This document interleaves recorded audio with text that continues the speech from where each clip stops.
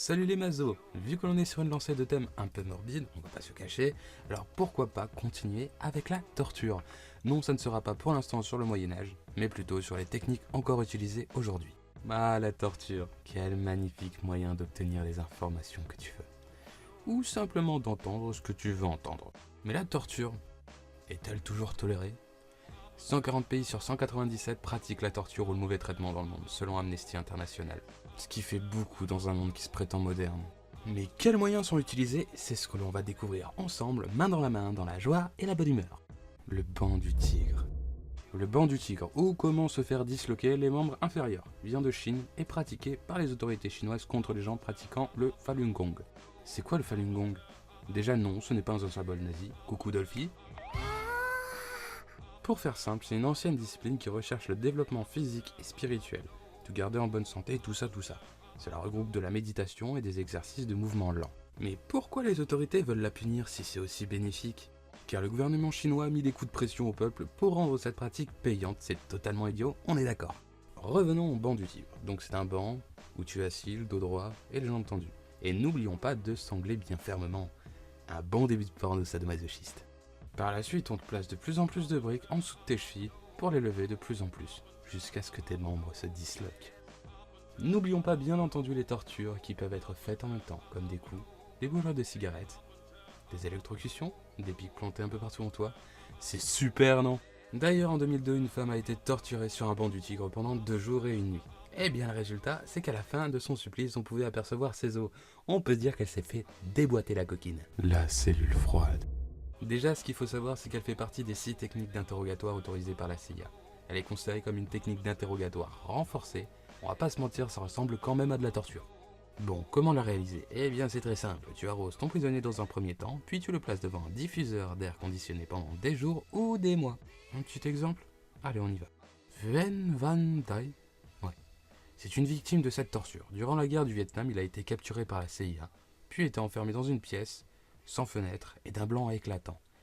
Eh ben, il a été refroidi. J'aime les jeux de mots, jugez pas. La simulation par la noyade.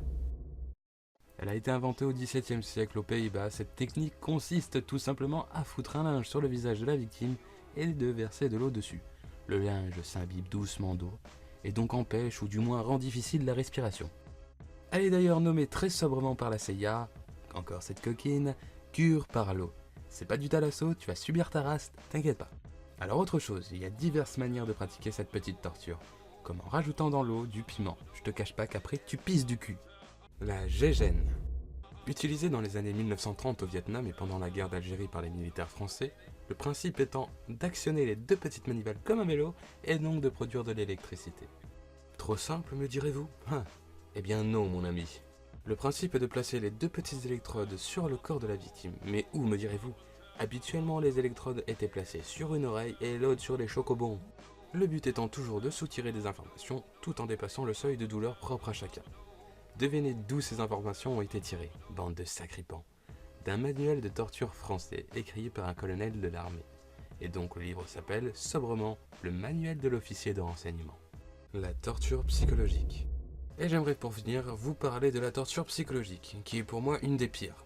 Elle permet tout simplement de détruire sa victime de l'intérieur et tout ça sans laisser de traces corporelles. Alors ça regroupe pas mal de pratiques comme la privation de sommeil, quelques jours suffit à te faire péter un câble, tu serais même capable de faire une danse Fortnite. La privation sensorielle a pour but de provoquer des hallucinations ou des terreurs incontrôlées. L'hyperstimulation sensorielle, bruit et son ultra fort pendant une longue période. Par exemple. Ça fait chier, hein? Mais imagine ça pendant plusieurs jours.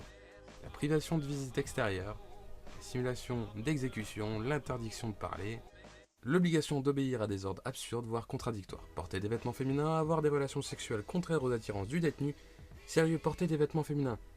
Ça serait con que le détenu serait une drag queen. Et l'ingestion forcée de psychotropes. Qu'une chose à dire sur ce point, vive la drogue. Là tu vas voyager loin, mais très loin mon frère.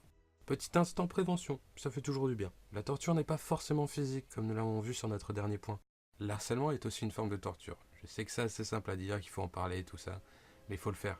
Que ce soit à tes amis, ta famille ou des organisations faites pour. Eh bien merci d'avoir regardé, n'oublie pas comme d'habitude l'abonnement, le pouce, la cloche, si mon contenu te plaît toujours, hein. Et j'ai qu'une chose à vous dire, ciao.